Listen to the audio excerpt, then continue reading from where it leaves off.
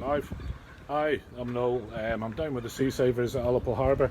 We're going to do a wee broadcast as part of National Marine Week, in conjunction with another number of other groups, wildlife trusts and Spey Bay Bird Centre, etc. We're going to do one down here today, showing you a bit about crabbing.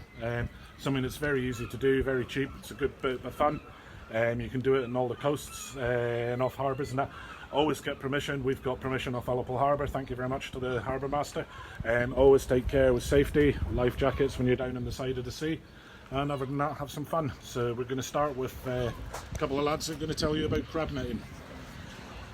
So this is the crab net. And what you do is you put a bit of bacon in this string here.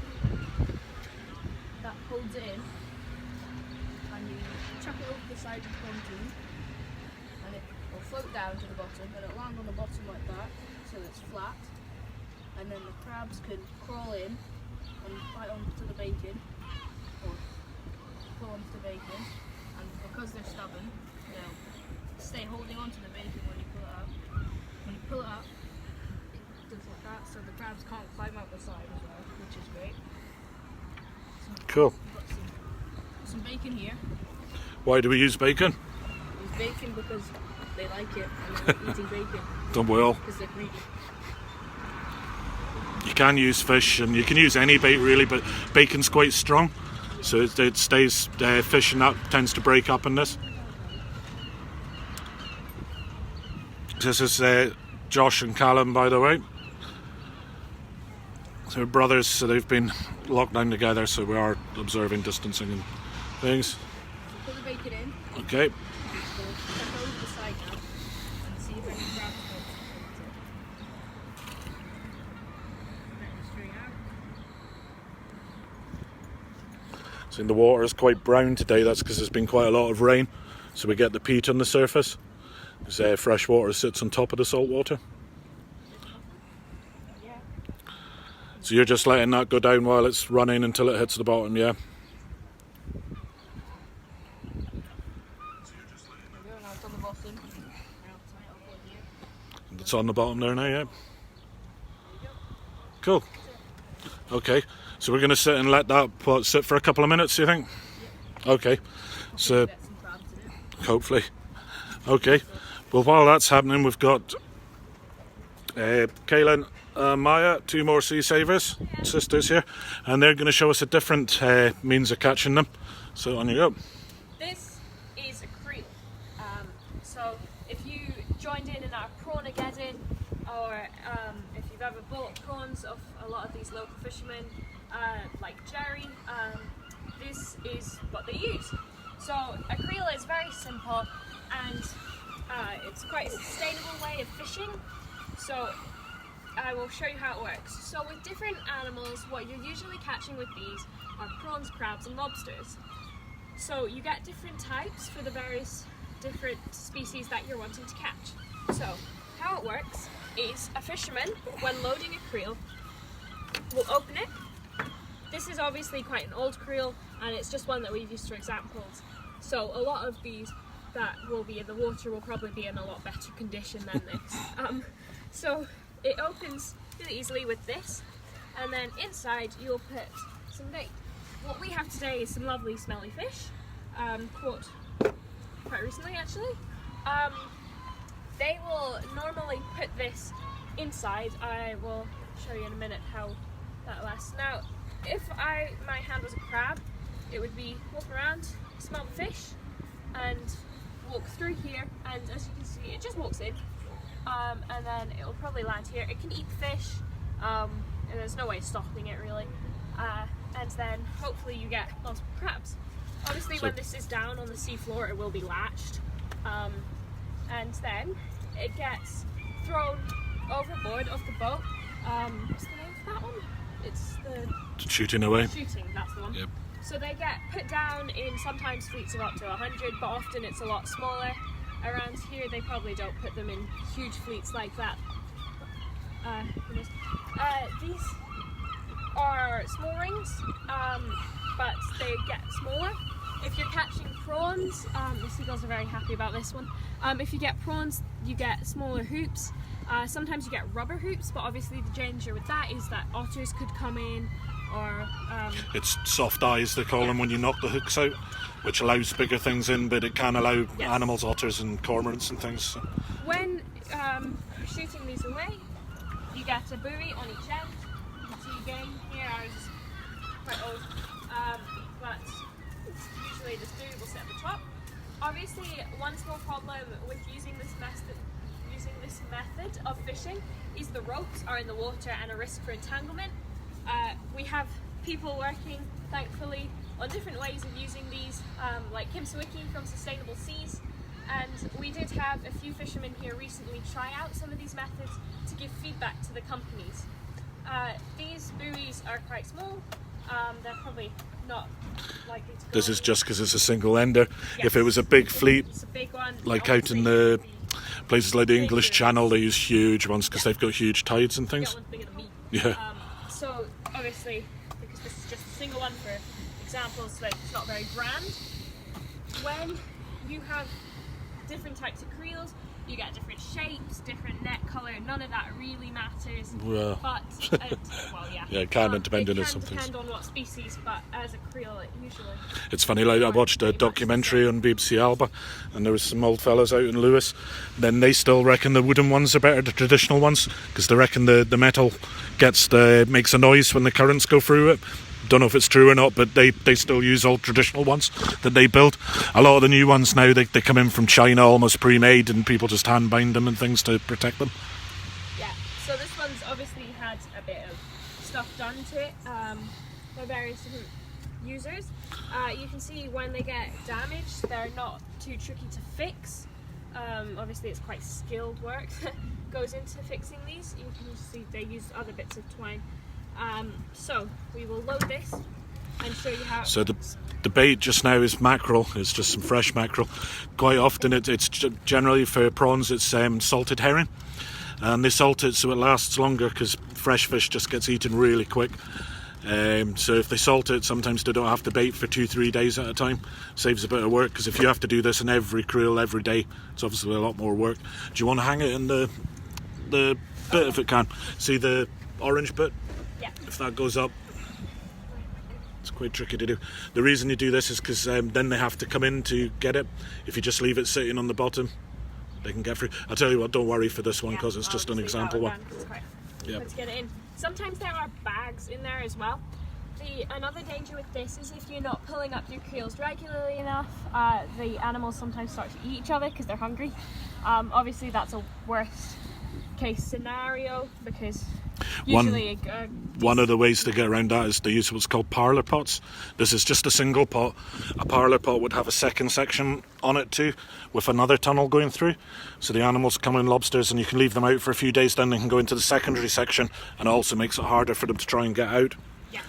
So okay. This is going to go in.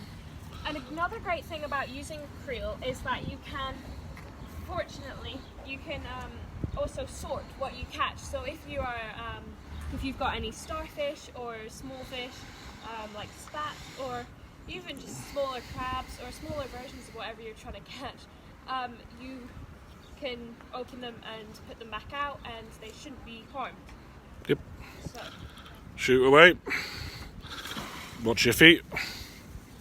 This is something actually up on the commercial boats is really dangerous when they're shooting out. The ropes are running off the boat with dragging the pressure behind them, and it can be hundreds of kilo of pressure on. That loops around his neck, he can get dragged over the side, so it's a very dangerous game when people are fishing on their own. So that's on the bottom now, yeah? Yes, and now we're just going to tie that one up. Obviously in the sea it would be shooting out and the rope would be going to the buoy, and what you have to do again to try and minimise entanglement risks is you adjust the right amount the length so it allows for the tide but doesn't leave loads of rope. And what they often do is they'll tie chains off called sinkers along the rope, so it keeps it running tight down and it's less risk the whales do. So that's the creel in. We'll let that one sit for a few moments, and what do you reckon? Will we see how Josh and that have got on with their crab net? Hopefully we've caught something. A bit disappointing if we don't. You gonna haul up, Callum? Yep. You're going to sing a sea shanty while you do it? Getting a bit tangled there, is it?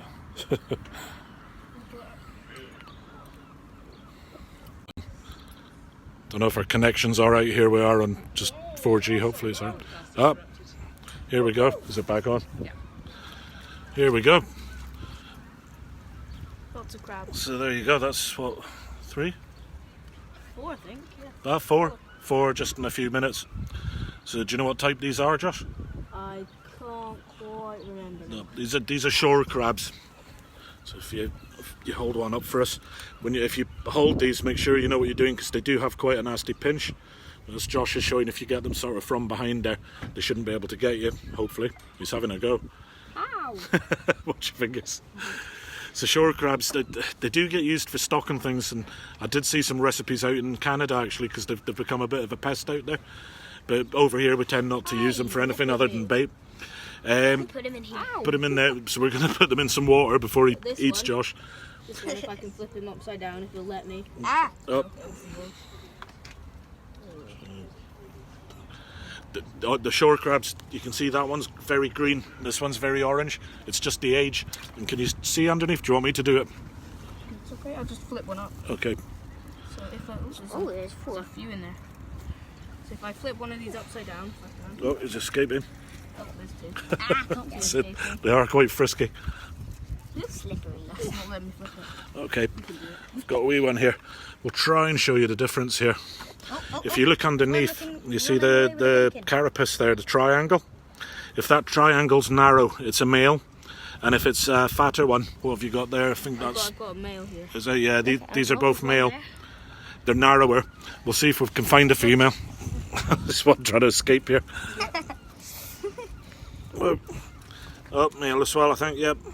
If they're a fatter triangle, they're the females, and it's got a bigger triangle. That's where they store their eggs, so it's for protecting them.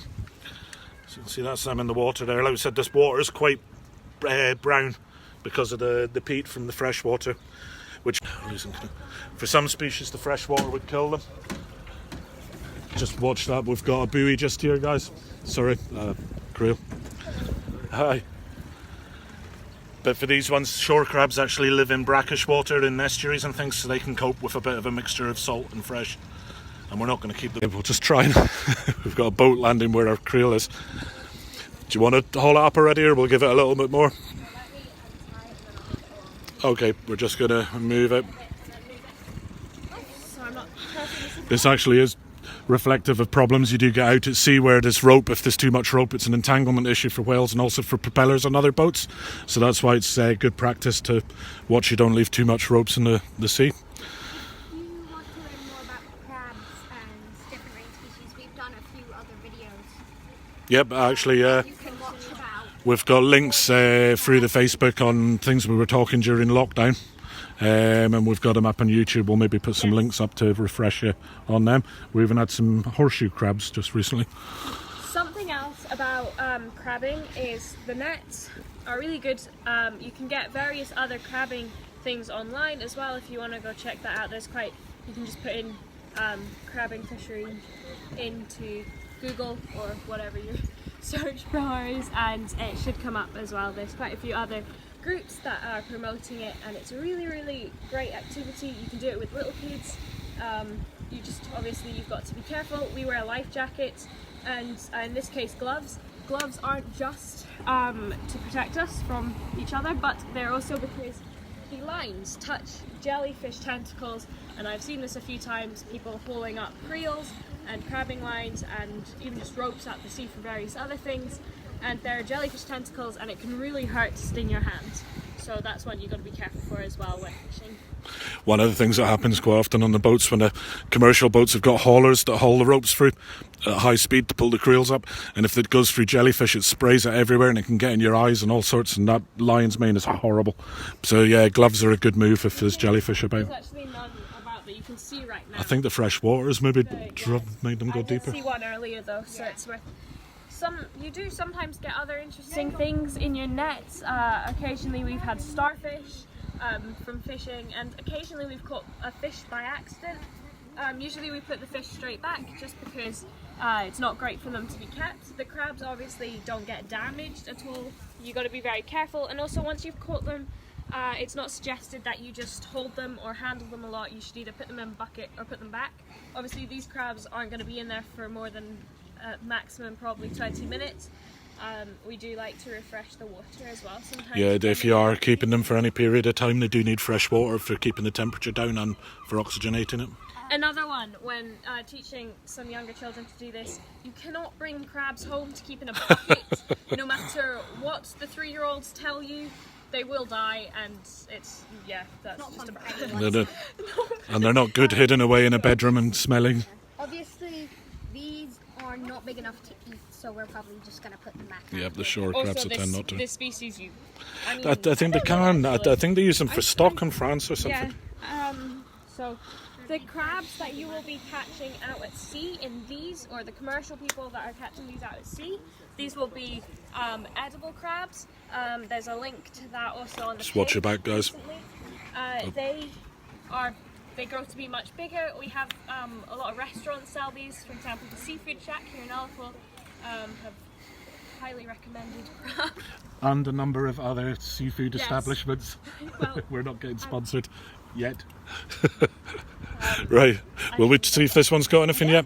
So it's not been down long, but let's have a look, because the crabs down in the bottom here are pretty full on. They're pretty There's a lot fast. of crabs here because the fishing boats, sometimes when they're gutting or even just personal boats, gut off the pier, and there's all sorts.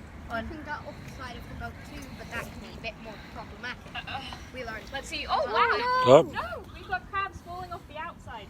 It is a bit Oh. crazy at the moment. Oh, there's only... There's crab. Oh yes, we got a female with an egg. I'll show that. Oh, cool. Oh, there's a couple in there, and there was some on the outside. Yeah, there was two. So that shows even in just a few minutes to get them. Is that a female? So this one here is a very good example. So here's We'll come how back to they that. undo them. You just pop that off. Again, gloves. Next we are going to open this. You can see here that this female crab has Oh, wow. roe. Is that underneath. roe, or there is a disease There too is sometimes? actually, that's a disease because Yeah, I think that's that parasite. Oh, that's sad. So usually the roe on these is bright red or orange sac. This is unfortunately I not think roe. that is that parasite. It is a parasite. Something else is noticing on that one, it's got This limbs one, missing. You can see that it's got no claw. These are crabs, and also it's missing a leg. They do grow back, but it does take a while, and so often they'll be vulnerable when they've not got all their limbs. So they are more likely to get attacked and often injured This quite crab- badly. Oh, he's still trying to You can eat. see this one is still very food prioritized. She's eating. You can see her mouth there. It's actually really gross when you watch them up close. I don't Like like them. something out of Alien. But yeah, you can see these are their eyes, and they have really good sense of smell. I actually couldn't tell you where the nose is, but they can smell bacon from a long way away, or Or mackerel. obviously rotting fish. So, Yeah. okay, well, you can see the wider, even though that's, you can hopefully see that wider carapace, which makes it a female. So there you go, that was a crab net and a creel, just for a few minutes, and we've already got a crab fest going on. And there are quite a few bits of bacon that they managed to hold on to until. I'm gonna put this one back because she's injured and it's probably not great for her to be around the others.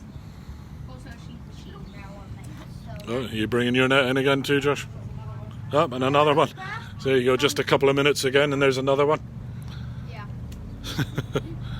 Yeah, if anyone knows a way of making money out of shore crabs, let us know. Oh, yeah. We'll give you a percentage. Cool. They are very attached to their bacon, so very similar to some people I know. What are you implying? Cool. Alright, I think that's covered it for them. So yeah, if you want to have a go yourself, just do a search eBay or anywhere online if you haven't got a local shop. On the coast, a lot of like the hardware shop and the sports shop, up here they'll sell you them, and it is good fun. You can go down anywhere, like we're saying, just check you get permission. Work in harbours, especially if they've got lorries and boats coming in and out, you don't want to get in the way, but if you ask permission and ask locals, another place here, the jetty over there, you can even do it off there at decent tides, and it's good fun. It's a good way of spending an afternoon, and it doesn't cost a lot. Yeah, if you're lucky enough, we can't do it this year because of lockdown, unfortunately. But if you're lucky enough to have a town with a pier, and they might do pier day, Yep. that's always very fun. So hopefully next year we'll be doing one again in Ullapool. So thank you for watching, and have a good National Marine Week. Bye bye from the Sea Savers.